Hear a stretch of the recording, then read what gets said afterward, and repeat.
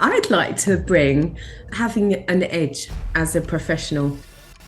I love the whole human side and untapped potential, and a belief that I hold is we're not our finished product, the fun is in the making. I think people think that resilience is you take on more and you just don't crumble. What mission are we on? What do we want to bring to the table that's really going to make a difference and helps us to feel fulfilled in the work that we do, rather than waiting for retirement?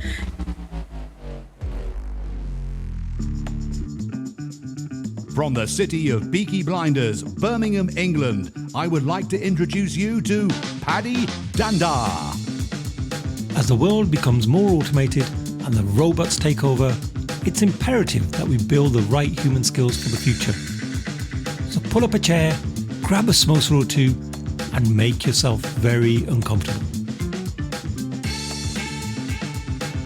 Hey folks, thank you for joining us for another episode of the Superpower School podcast. I'm your host, Paddy Dhanda, and on today's episode, I have a special friend who I've been trying to get on the podcast for probably months and months, but we finally made it happen. She is an NLP master practitioner, a trainer, a leadership coach, and the co-founder of Kaga, where her official title is Chief Mischief Maker, which I prefer rather than all those other fancy titles. And she's someone who, we always have a running joke, was probably Indian in her last life as well, and we'll reveal all on that. But I just want to welcome the amazing Kerry Nickols to the show. Hey, Kerry. Oh, thank you, Paddy. Thank you. I was thinking about two things then, just in those introductions. When I first set up Kaga, I had another business just before then. But my background has always been as an employee in a corporate environment, investment banking generally. And I never ever, in all that time, in my, 20 odd years of working in investment banking, never got to choose my title. It's always a title that's given to you. So as soon as we set up Kaga, and we thought, well, we were once asked, what is your title? And I thought, actually, I don't have one. And I can make it up. So I would say that more people connect with me on LinkedIn and just say, I love your title, Chief Mischief Maker. It connects me with more people than I think anything else has. That is super cool. I love that. And again, you got my attention straight away when you said that for the first time. I think more of us should do that, right? We should kind of explore different titles. I was speaking to a colleague just recently, and they were thinking of what title to give themselves, and they were looking at a really grand title. And I tend to agree with you. I think make it interesting.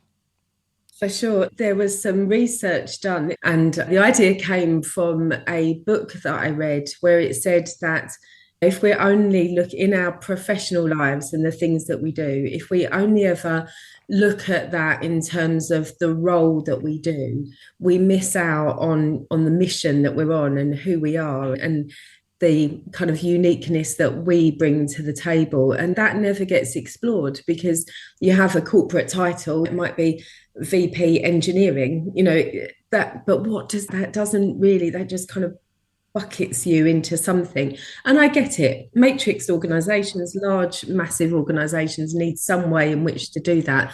But I would also love to see that if people just explained a little bit about what they do or that what they really bring, that's the whole point for me, is about professionals and this human side of being a professional. That's where the future's headed. And I think these little things that we can do make all the difference. Yeah, which brings me on to the superpower you'd like to bring to this episode. I'd like to bring having an edge as a professional. So a real professional edge. I always felt in my career that there were certain things that I would learn, like technical skills, domain skills, industry skills, all of that great stuff and the knowledge that goes along with that, and the practical side of that and how you do it really well. But the rest of the stuff, always seemed to me to come through the school of hard knocks. And that was the whole people leadership, making connections, getting the best out of people, your own resilience. All of that stuff was kind of left to chance. And some people made it and some people didn't. And I never really bought into that school of thought.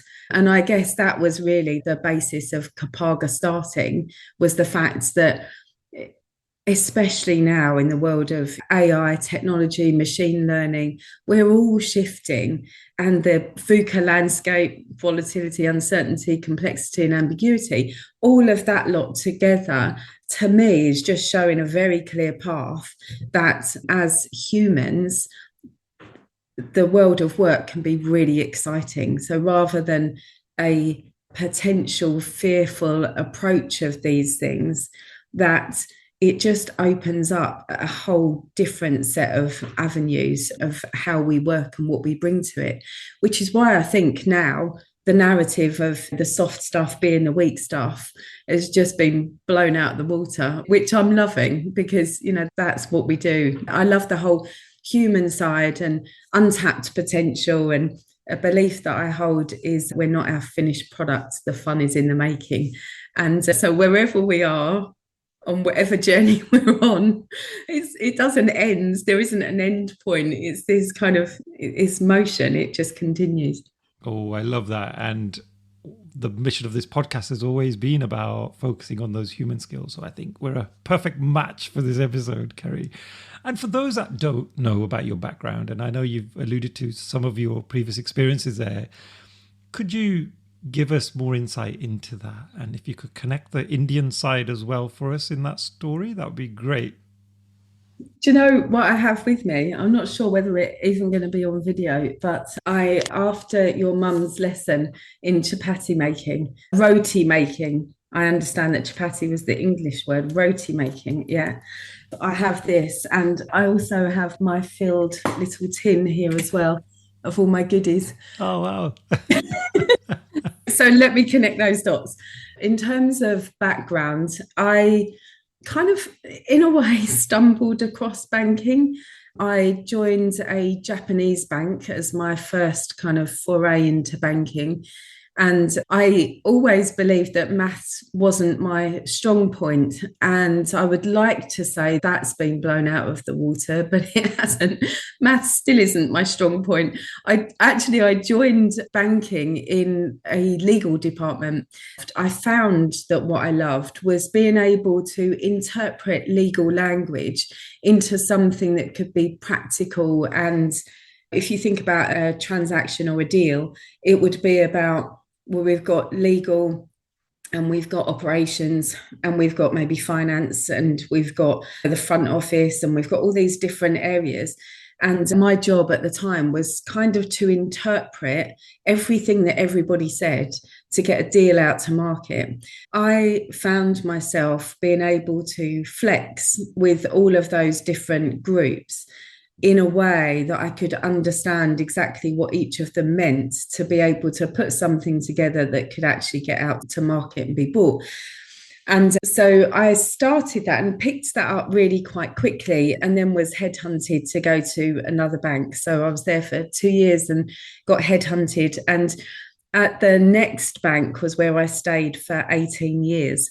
And I think a couple of things happened in that.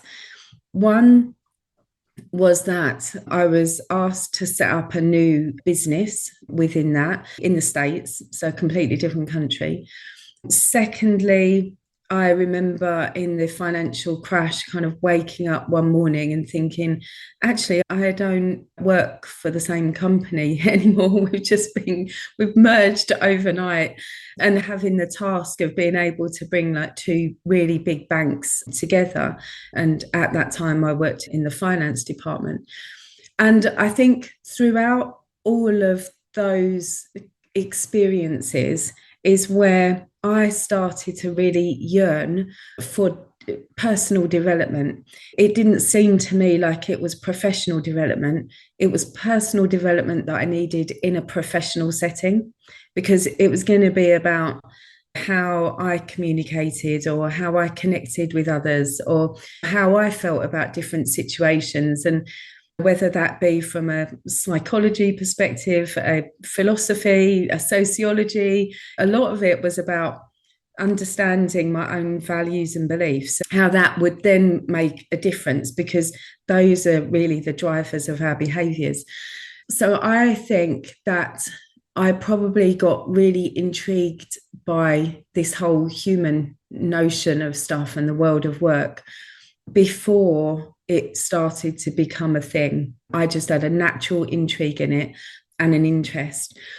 And so back in 2015, I left a wonderful paid job which I enjoyed. I really enjoyed my career in the city, absolutely loved it.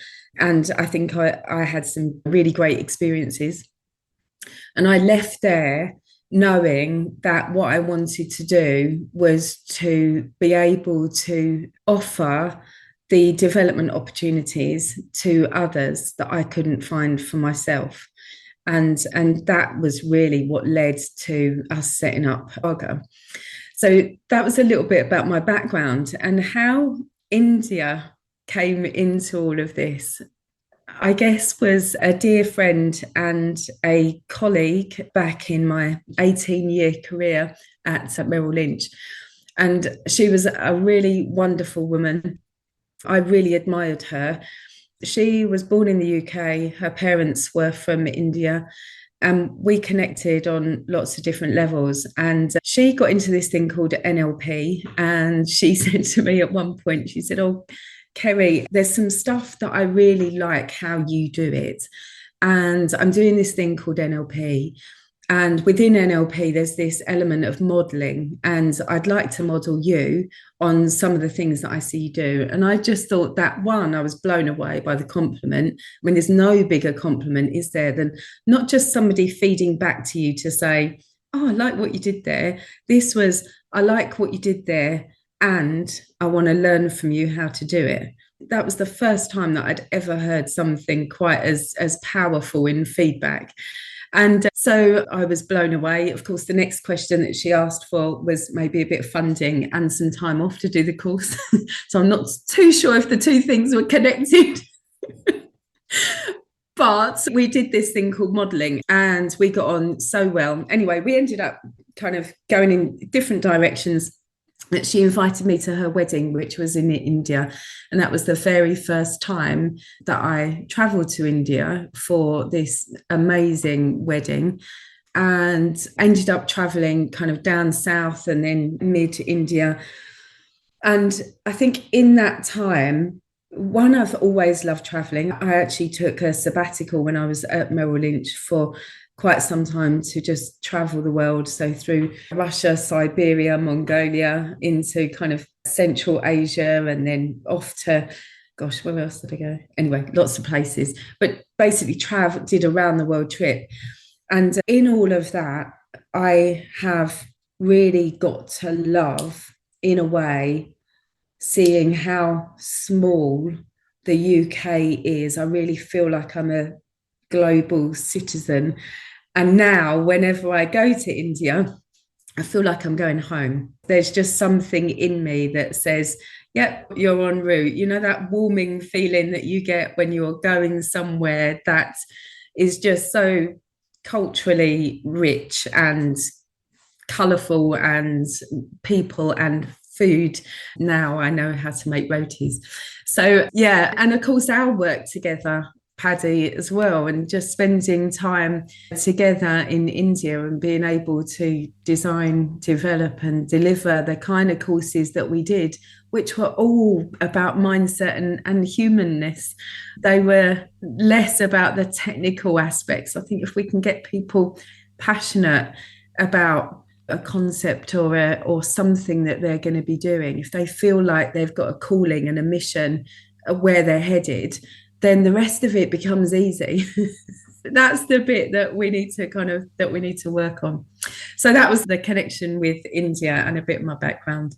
Oh, brilliant, Kerry. And I mean, that's an amazing journey that you've been on, especially that corporate world, and then being brave enough to take that leap of faith and setting up on your own. And now you've set up and co-founded this great organization, Kaga. And the India side, that was quite interesting as well. When you and I were there, I just remember coming down for breakfast. And as I love my Weetabix for breakfast, and I think the rest of the staff in the hotel were quite shocked because across the table, they see the English person with a whole array of different Indian dishes. and there's me with my Weetabix. And so there was a kind of a contrast there of cultures. And I think someone should have taken a photo of that. Would have made a great piece of art. Just even that moment of seeing those two contrasting meals. I had a brilliant time, honestly, Kerry, when you and I were out there. And I have to say, Kerry is the one person that I've met who can eat chilies like she drinks water. There's just, don't know what you have in your blood there, Kerry. And as you saw, my son is a chip off the old block, as they say.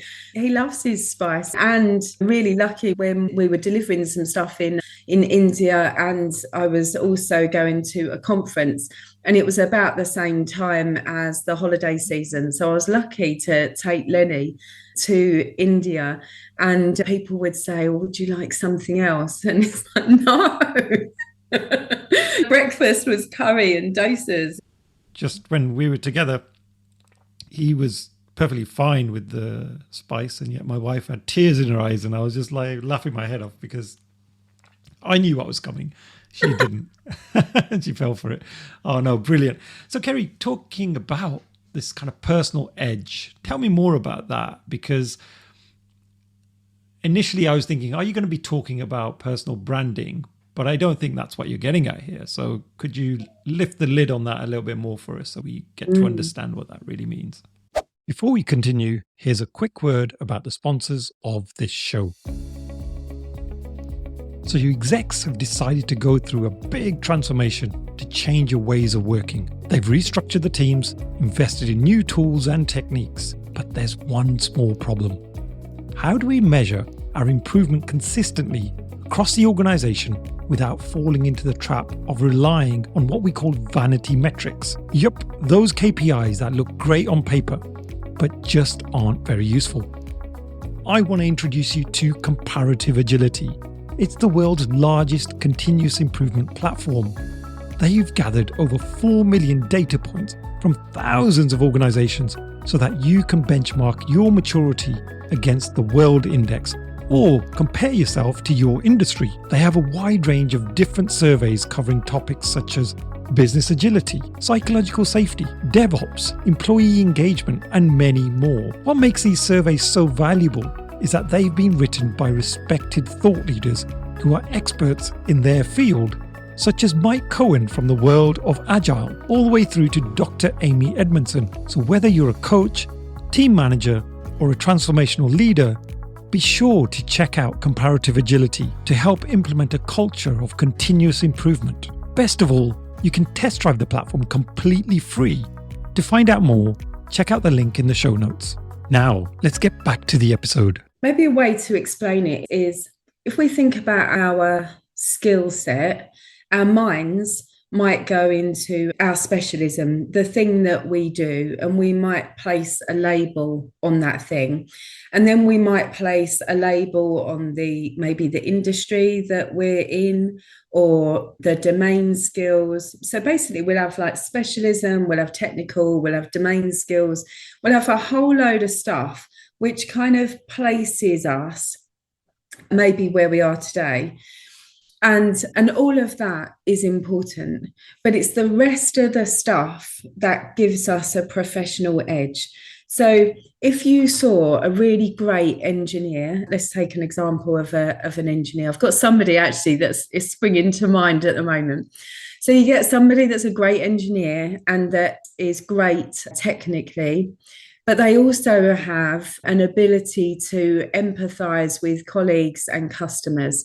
They also have an ability to maybe storytell. They seem to have a wonderful amount of resilience. And I've got to be careful with the word resilience here, because sometimes I think people think that resilience is you take on more and you just don't crumble. So you kind of creak at the thing, holding the weight of everything. I certainly don't mean that.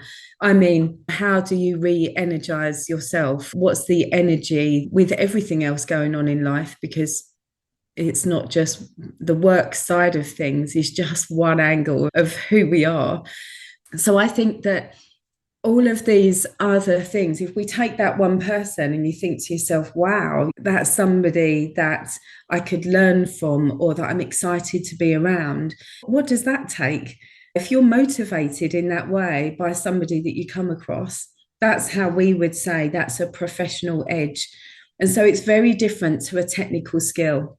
We actually describe it on 3 levels. So there's the inside edge. How are we feeling about things? What's the values and beliefs that we hold? Where do we personally aspire to kind of head towards, and our own vision? What mission are we on? What do we want to bring to the table that's really going to make a difference and helps us to feel fulfilled in the work that we do rather than waiting for retirement? What's the stuff that kind of excites us? So there's a massive piece of self-awareness in there, and being able to kind of understand maybe some of our own patterns and strategies and things that we run. So there's the whole kind of inner game, the inside edge.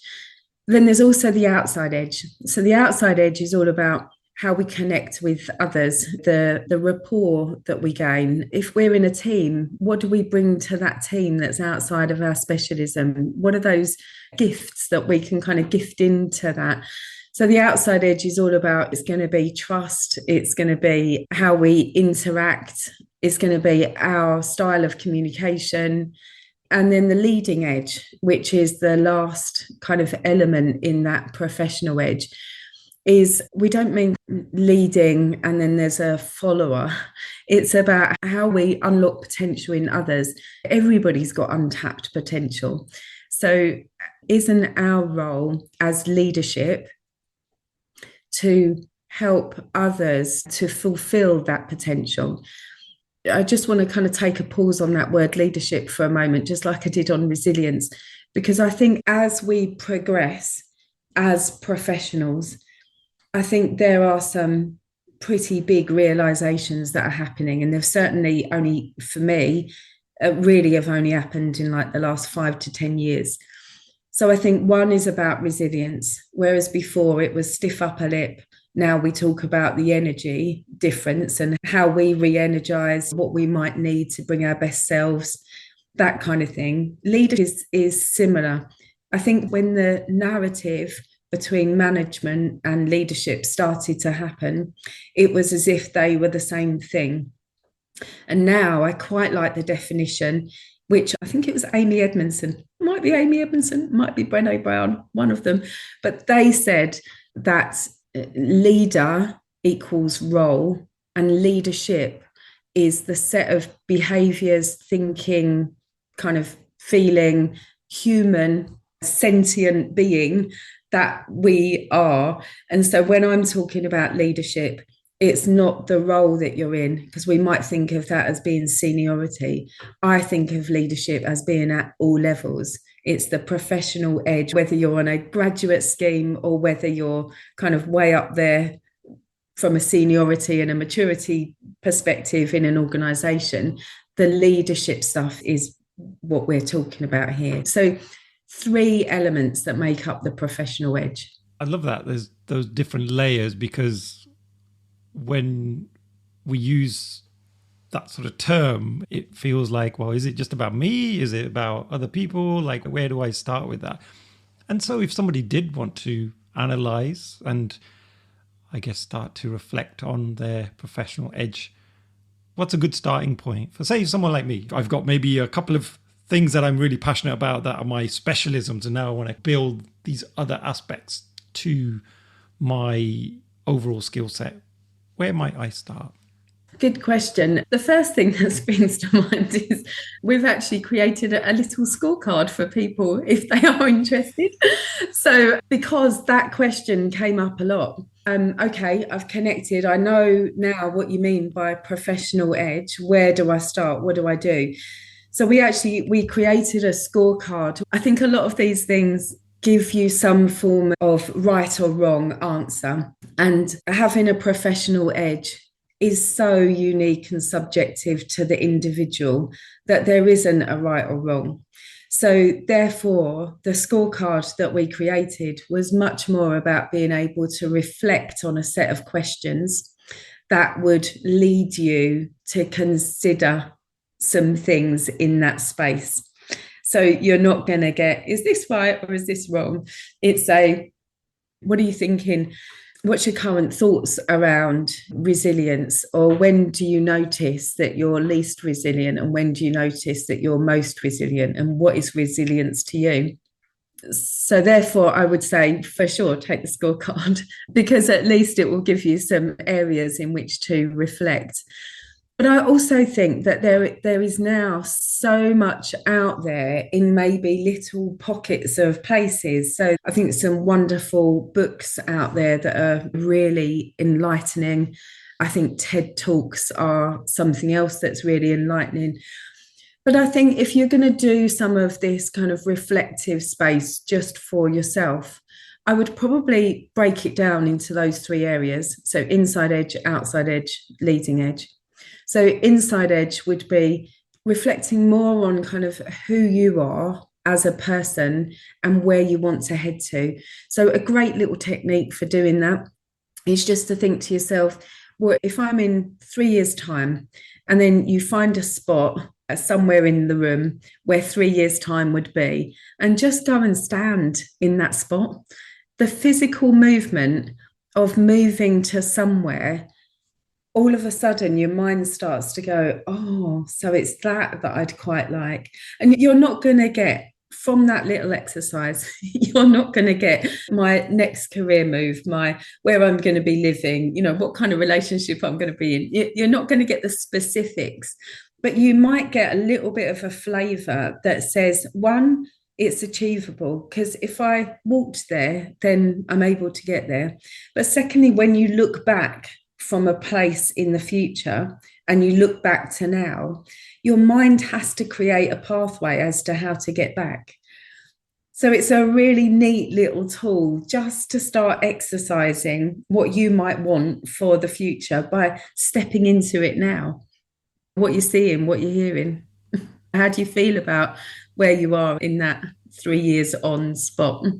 I was going to say that's a bit of a technique I use when I'm speaking sometimes. If I'm talking about the past and the present and the future, and I'll actually physically move across the room just to get the audience to almost visualize the past and then visualize the present. But that's more of a presentation technique. But I can see how that would be super useful to do when you're reflecting on your own future, really, is what you're saying. So you're taking yourself into that space. I know you're a NLP master practitioner. And for anyone who doesn't know what NLP is, it'd be great just to get your view on that, your quick summary of what it is, and how can NLP help with the professional edge as well and building that professional edge? Good question. So NLP is Neuro-Linguistic Programming, not natural language processing. So I say they're different things. The more that I'm learning about natural language processing, the more that I'm seeing the synergies between the two. But let's stick with neuro-linguistic programming. So there are many definitions and descriptions of NLP. The one that I have chose to stick to is that it's the study of the structure of subjective experience. Now, that's going to take a lot to absorb. So let me break that down a little bit. You and I, we're going to be very unique individuals with different thought patterns. We would have had different experiences. We would have come through our careers in different routes. So therefore, what we bring to the table is a very subjective, unique us, which is great. Now, because we have these experiences, these subjective experiences, we grow a real empathetic lens for each other because of the fact that we recognize that how I might come at something is not the reality of the world. It's just my reality. And that is really freeing and empowering. But it's also safe to say that we are creatures of habit. And so the way that we do one thing is often the way that we do many. So understanding ourselves is kind of rule number one when it comes to NLP. We get to really understand ourselves in a kind of deeper way. And because we can create so much empathy by holding the belief that we're all so unique, we can be curious about others and kind of unlock that intrigue as to, well, actually, my way isn't going to be the way, is it? It's going to be probably a collective of all of us together that's going to maybe shape something together. So the ability to be collaborative comes from holding the belief that each of us are unique, and therefore we'll all have a different take and can all bring something different to the table, whether that's our thoughts, our values, our beliefs, even our order of our values, what we're prioritizing at any one given time. So going back to that definition, the study of the structure of the subjective experience, and the structure bit being that if we recognize something in ourselves that is familiar or something that we do fairly often, like I'll give you an example for me. So years and years ago, the thought of being on a podcast, either on video or even just the sound, would have been unimaginable for me because I had such a horrific fear of, I can't even say it was public speaking. It wasn't a fear of being up on stage. It was just a fear of eyes on me, I would crumble. And it was horrendous. Now, I knew that was something that I had formed over time and a set of experiences that may or may not be traumatic. We're not talking about kind of trauma per se here, but even a lot of people stem their fear of public speaking from things like having to put their hand up in school and getting an answer wrong. And from that point, it's like, oh, I didn't like that. I got the answer wrong. I'm really embarrassed. And you create these kind of string of things that finally gets you to this point that says, it's okay, Kerry, I'm going to keep protecting you. So therefore, you never put yourself forward for these opportunities because that's happened. So therefore, that is a structure. That's a structure that's happened. It was very known to me. I was very good at it. I was very good at avoiding speaking to people. I was very good at avoiding eyes on me in any situation, really. And I formed these kind of new strategies to avoid the thing that was painful. But I knew that for me to progress, I needed to change something. So my subjective experience had a structure behind it, and by studying it, I could change it. And that's NLP. Oh, brilliant. Thank you so much for that, Kerry. And I totally relate to that kind of anxiety you mentioned about putting yourself out there. I think I was exactly the same. What's been really interesting for me is as I've had to edit the episodes myself, you have to hear your voice in your ears again. And oh my God, it's so cringy at first when you're listening to yourself. And I can even imagine me editing this part of the podcast now. And I'm going to be like, oh, why did I sound like that? Why did I say that? It's amazing. And I've talked to other guests as well, people who are in acting, for example. And I say to them, like, so do you watch yourself on the screen, on the big screen or on the TV when you're in a movie or whatever they're shooting? And they're like, no, I hate seeing myself. I hate watching myself back. And I'm like, why is that? Why are we as people really scared or not so confident of those things? It's just nuts. That's all I can say is it's just nuts. Why do we do that to ourselves? And even now, I'm not fully confident about hearing myself back, but you kind of deal with it and you do get to get better with it, but it's still cringy for sure.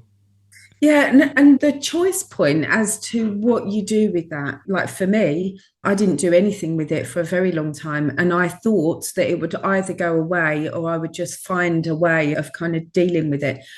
And that never happened for me. It got to a point where it just became so limiting that the pain of the limitation outweighed the pain that I was going through. And I thought, hold on a minute, I've got to do something different here. So I think the choice point is always we can do nothing about it. We can immerse ourselves in it, and therefore the kind of repeatable action of it in the hopes that we feel differently about it. And I think those things have been the go-to for a long time. But actually, there's this whole other kind of realm of possibilities in which we can explore that in a different way. So I think one, the self-awareness. So what's the secondary gain that we're getting from our response to that? What is it that we're not liking about our voice? Is there a different frame that we can place on that? And also that this thing of coaching, whether it's self-coaching and just the ability to coach yourself, and that point of not feeling confident. Confident is a belief at its core. It's either a belief in a skill or an ability, or it's a belief much kind of deeper than that. It's the belief in ourself. So in any context that we're kind of dropped in, how do we feel about us? What do we believe in ourselves at that given moment?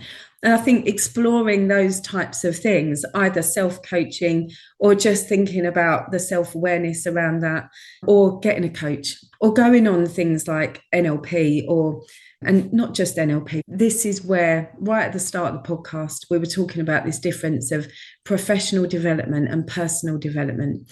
And I think for so many years, professional development has been the thing that organisations have focused on.